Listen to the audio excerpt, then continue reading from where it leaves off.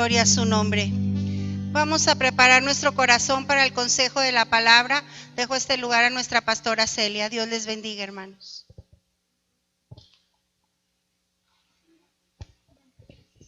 Dios les bendiga, hermanos. ¿Pueden tomar su lugar? Y antes de iniciar, acompáñenme en una oración. Amado Dios, gracias te damos por la oportunidad que nos das de estar en tu casa. Dios, nos acordamos de todos aquellos miembros de nuestro cuerpo que están pasando por dificultades o por enfermedad, tanto los que están en este templo, Señor, que estén con su corazón turbado o con sus cuerpos débiles o frágiles, Señor. Te pedimos que tú hagas como a ti te place, Señor, pero que tengas misericordia de estas vidas, que hagas conforme a tu propósito, Señor, pero gracias, Dios, porque en ti somos fuertes, en ti somos llenos de gozo. De la misma manera, Dios, ruego para que la palabra que será expuesta a través de mi vida sea lo que tú quieres que sea, Señor. Tú pon en mis labios las palabras que he de pronunciar y que el fruto, Señor, provenga solamente por la obra de tu Espíritu Santo y que ese fruto permanezca. En el nombre de Jesús. Amén. Dios les bendiga, hermanos. Antes de comenzar el sermón, al estar haciéndolo como joven, estuve también investigando, paseando por internet y encontré un video que me llamó muchísimo la atención. Dura 15 minutos. No se los voy a poner porque no es ad hoc tanto a la predicación, pero sí me hizo como que tomar un poquito más de seriedad a lo que iba a hablar en esta mañana. El primero, quiero hacer una pregunta. ¿Cuántos de los que hoy están aquí entran en la categoría de millennials? ¿Pueden levantar su mano? Todos los millennials que estamos presentes. Los que no saben qué es un millennial es del 84 más o menos para acá. O sea, 95, o sea, los que están entre los 17 o más, hasta ahí. ¿Millennials? ¿Hay millennials?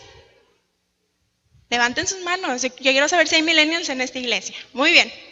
Bueno, el video hablaba de ellos, pero lamentablemente no hablaba positivo. El video se llamaba, abordaba el tema, porque no me acuerdo del título, pero sí abordaba algo que me preocupó muchísimo, y es que no son felices y fracasan en su entorno laboral. Si bien él se enfocaba o era una persona que se dedicaba al coaching de personas, pues bueno, él se estaba enfocando en su área. Pero él estaba enfatizando que este grupo de personas, de los que forman parte, miembros de nuestra iglesia que levantaron la mano, en un estudio sociológico, pues son considerados que no son felices. Y si no son felices, ¿por qué? Y a mí me dolió porque yo formo parte de ese grupo de personas, de millennials. O sea, el grupo del que yo formo parte, tal vez mis amigos o conocidos o compañeros de escuela que estuvieron conmigo, no son felices y fracasan en su trabajo. Y yo dije, bueno, ¿cuántos de los millennials, pero también de los congregantes de la iglesia, serán felices? ¿Estarán satisfechos con lo que hacen, con su vida? Y estas semanas estuvimos viendo desde el Sermón del Monte cómo éramos agentes de cambio, de influencia. Y también vimos que Cristo nos empujaba o nos invitaba a hacer cosas que por nuestras fuerzas probablemente no era posible. Y bueno, también el ser feliz no es algo que meramente podamos lograr. Una felicidad verdadera, no una felicidad que a lo mejor el mundo nos puede vender, que a lo mejor se logra con éxito. Porque en ese video hablaba que los millennials buscaban como que el dinero, el puesto más alto, y se frustraban porque pues todas las personas que han graduado de alguna profesión o de alguna carrera sabrán que se empieza, como dirían, desde abajo. Y los millennials dicen, yo no estoy tan segura, pero que creemos y nacemos a lo largo de nuestras vidas con la meta de que nos graduamos y vamos a ser el jefe. y pues dicen que no es así. Y no es así. Yo no sé cómo se encuentran los millennials de nuestra iglesia, pero sí me llevó a considerar que somos felices. Así que, hermanos, yo les invito a que se haga esa pregunta en esta mañana. ¿Es usted feliz? No me conteste todavía, se la puede contestar en su mente. Acompáñenme a la escritura, porque no vamos a hablar del video todo el domingo.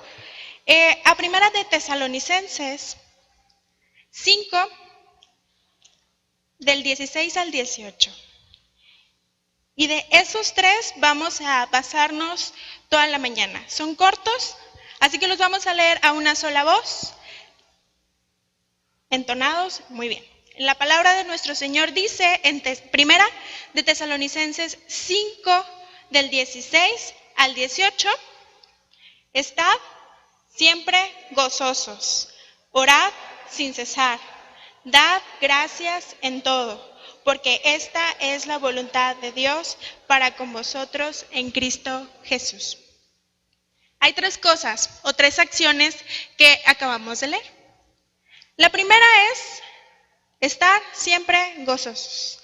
El gozo no se va a ver inspirado por todo aquello que la felicidad humana puede inspirar.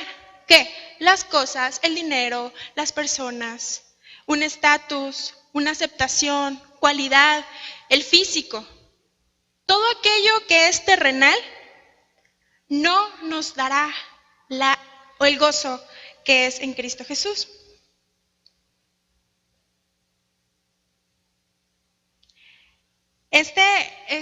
La palabra que se está usando es imperativa, quiere decir que es una orden. Estén siempre gozosos. O sea, no es si quieren pueden estar gozosos, sino tienen que estarlo. Pero ¿cómo lo vamos a estar o cómo nos vamos a alegrar cada vez más si vemos en nuestra familia situaciones dolorosas? ¿O cómo vamos a estarlo gozosos y firmes si pues de repente a la quincena de las personas ya no les alcanza? O simplemente vemos violencia y ya no dejamos salir a nuestros hijos con la libertad con la que lo hacíamos. ¿O cómo vamos a estar gozosos si ya no confiamos en nadie? Algo que la persona del video decía, que los millennials difícilmente confían en alguien.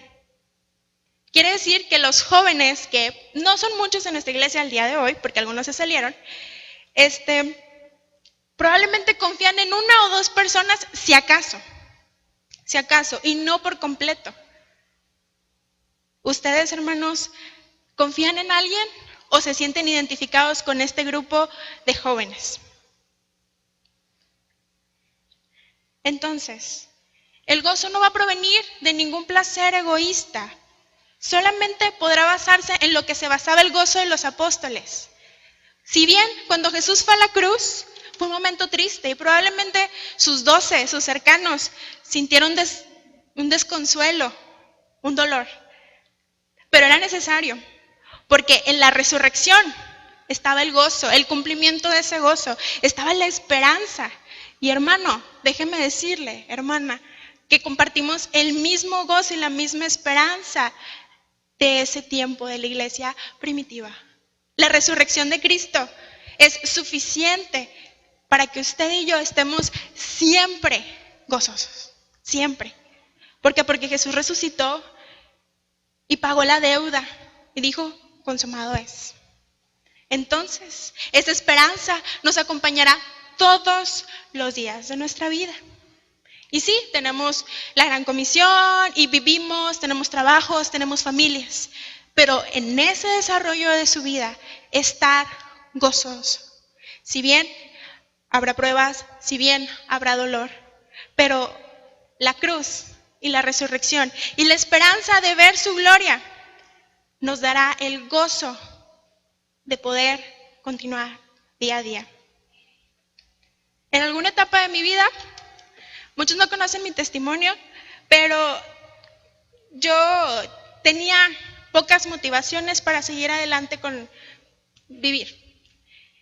Y entonces, no les voy a contar mi testimonio, pero les voy a decir a una conclusión a la que llegué. Que si yo me levanto cada día de mi cama, hermanos, es nada más porque Él es quien es. Porque me basta con que mi Dios sea grande, y me ha llamado. Lo demás, bueno, pero me basta que Dios exista y que me haya llamado y haya ido a la cruz. Cuando verdaderamente lo entendí, tuve un motivo para seguir viviendo y no desear no estar en este mundo. Y entonces Dios me llama y me da un propósito, estar aquí con ustedes. Porque el gozo me lo dio Él, porque el mundo no me lo podía dar, una familia no me lo podía dar, una estabilidad económica, nada me lo podía dar. Ni siquiera lo que yo era. El gozo me lo dio el Señor a través de su Santo Espíritu.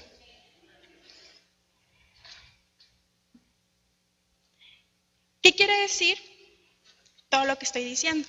No nada más he salido de mi cosecha. Acompáñenme rápidamente a Romanos, sin perder Primera de Tesalonicenses. A Romanos 8. Romanos 8, del 35 al 39. Y comienza con una pregunta. ¿Quién nos separará del amor de Cristo?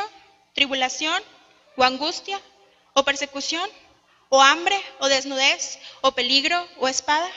Como está escrito, por causa de ti somos muertos todo el tiempo, somos contados como ovejas de matadero.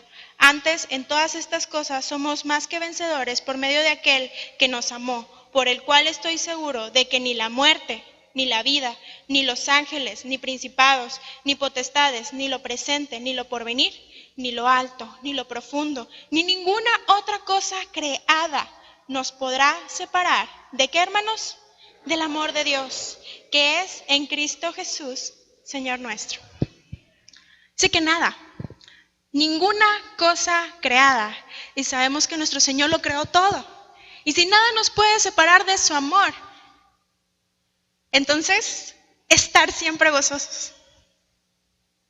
Porque el gozo proviene de que nada, y no lo digo yo, y no se lo estoy garantizando yo, la palabra del Señor dice, nada te podrá separar de su amor. Y eso es más que suficiente para hoy en día, usted y yo, ser gozosos. Y los millennials, que son cristianos, ya tienen un argumento.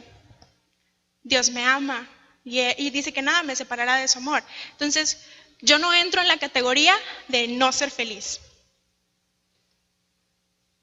El otro punto, si nos regresamos a Primera de Tesalonicenses 5, se encuentra en el 17, ya abordamos el 16. Dice, orar sin cesar. A mí me sorprende la vida de los musulmanes. Dicen que en el principio era orar 50, pero lo redujeron poquito, 5 veces al día. Hermano, ¿usted ora 5 veces al día? O sea, ellos paran todo. En una junta, yo no sé si estén manejando, nunca me ha tocado saber que un musulmán se paró en el tráfico y se puso a orar. Pero oran 5 veces. Y la verdad decimos, híjole, pues, si es mamá, la comida, la ropa, los niños, la escuela, las vueltas, yo no puedo orar 5 veces al día. Y si el varón no, pues es que en la oficina trabajo casi más de 8 horas. ¿A qué horas voy a orar? Y cuando llego estoy agotado. Y los estudiantes, pero es que los exámenes y cada vez piden más y que no sé si todavía siguen con el sistema de competencias. Y bueno, siempre habrá una excusa. No tengo tiempo. Y los musulmanes yo creo que también están inmersos en nuestra sociedad y oran 5 veces al día. Pero aquí no nos dice ora 5 veces al día. El Corán por ahí les da instrucciones diferentes. A nosotros nos dice sin cesar. Quiere decir que en todo tiempo tenemos que estar orando. Y eso va aunado con el gozo que el Señor nos da. Porque si usted y yo estamos continuamente en comunicación con Dios, no le digo que se postre de rodillas y cada rato, que se la viva así, pero que sus pensamientos siempre esté de que, Señor, gracias por esto. No sé, ustedes me entenderán. A lo mejor los más grandes en la fe entenderán a lo que me refiero, que de repente ya están orando, de repente ya están hablando con su Padre. ¿Por qué? Porque es en todo tiempo, sin cesar. Y entonces, cuando usted se vea tentado a que su gozo pudiera verse influenciado por una situación y usted está orando sin cesar, le garantizo que va a permanecer firme. No porque sea una fórmula mágica, sino porque la comunión con Dios nos hace conocer su voluntad, nos hace entenderlo y nos hace más como Él. Como dicen, dime con quién andas y te diré quién eres. Si estamos con el Señor, si andamos con el Señor, pues nos pareceremos a nuestro Padre Celestial. Cuando Jesús enseñó a orar, lo hizo a través de su ejemplo, pero también a través de la palabra. Le dijeron los discípulos, enséñanos a orar, y Él les dio el Padre Nuestro. Pero también les dijo que lo más importante no era impresionar con una palabra elaborada, era algo bien simple, confiar en el Padre y en lo que Él podía hacer, y no en la elocuencia de lo que ellos pudiesen llegar a decir. Quiere decir que usted no necesita las palabras más rimbombantes o más espirituales o que dicen en la televisión cristiana. Necesitará simplemente estar de continuo con una disposición de buscar al Señor.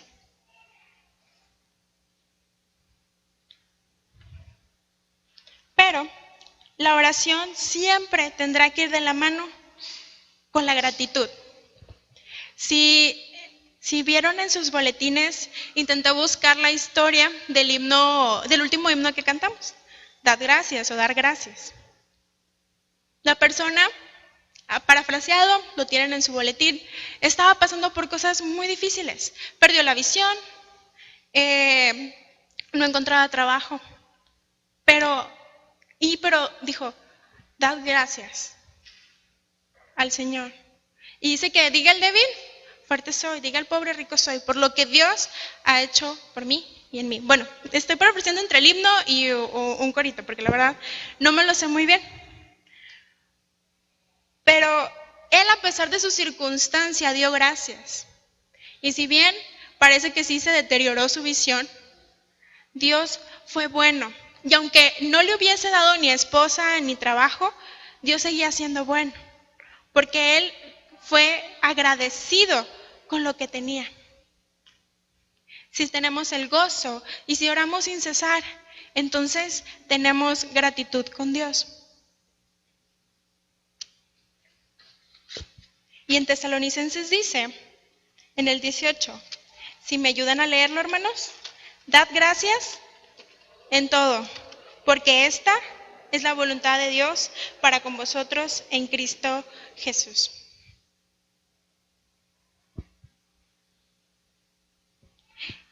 En la Biblia se dieron muchas gracias. Jesús mismo agradeció. Pero esto que yo digo de que la oración debe ir acompañada de la gratitud, lo podemos ver reflejado en Colosenses 4:2. Y todos juntos, la palabra del Señor dice, perseverad en la oración, velando en ella con acción de gracias. Perseverar en la oración combinado con acción de gracias. Ahora acompáñenme a Filipenses 4:6.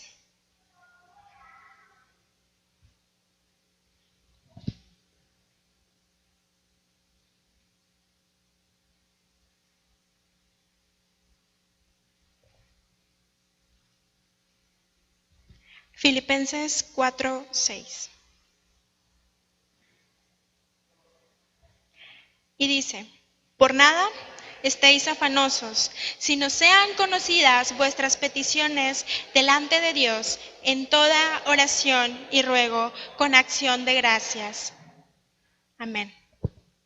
Por nada nos afanemos, sino todo lo que nos preocupe, vayamos y presentémoslo al Señor. Y Él se encargará. No digo que Dios le va a responder como usted quiere, ni que usted le va a dar órdenes a Dios, pero que el presentárselo a Dios implica que usted está confiando en Él.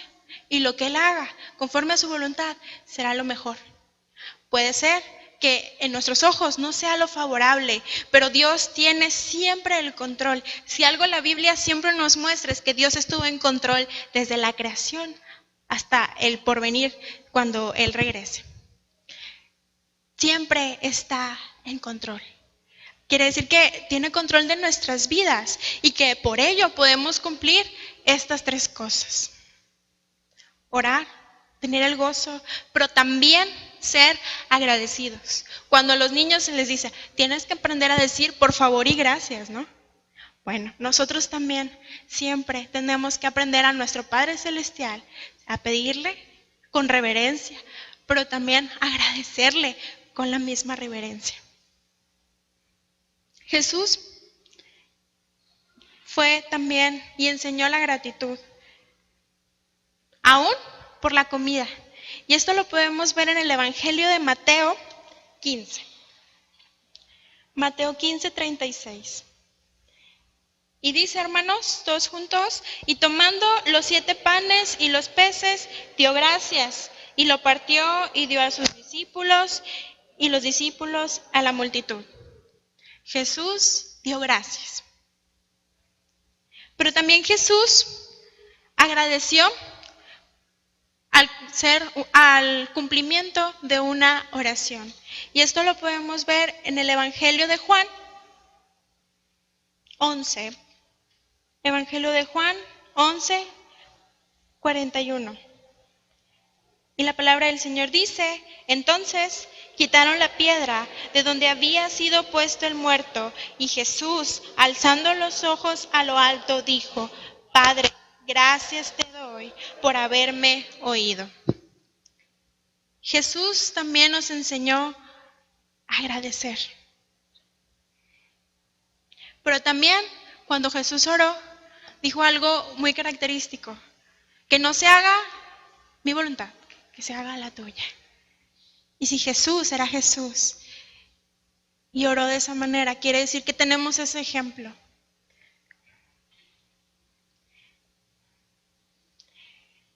La acción de gracias fue algo que se le enseñó a los creyentes en sus inicios. Y esto lo podemos ver en Colosenses 2:7.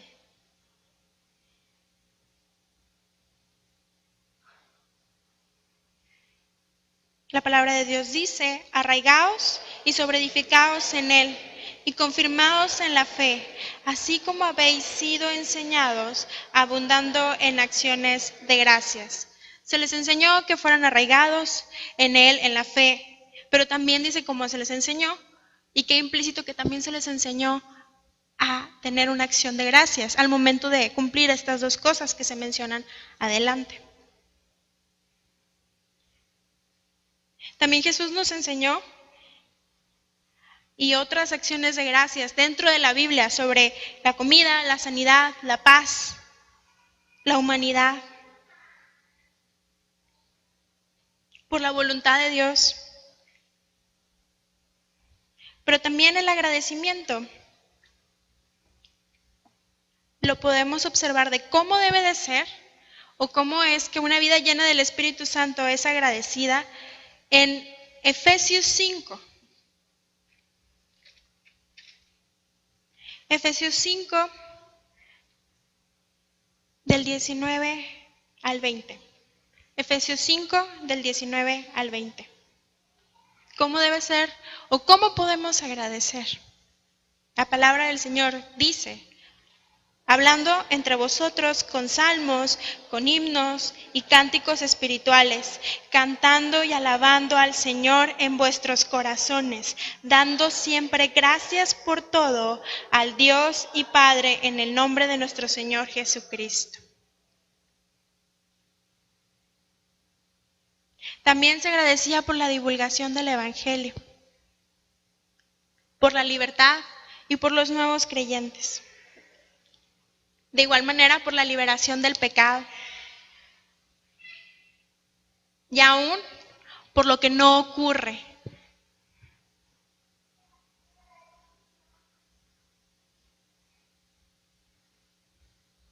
La acción de gracias es primordial, porque es una respuesta a nuestro Dios, a tan grande gracia, misericordia, amor.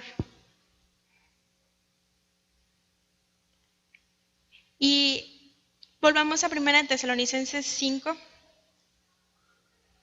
están estas 3 acciones: estar gozosos, orar y dar gracias.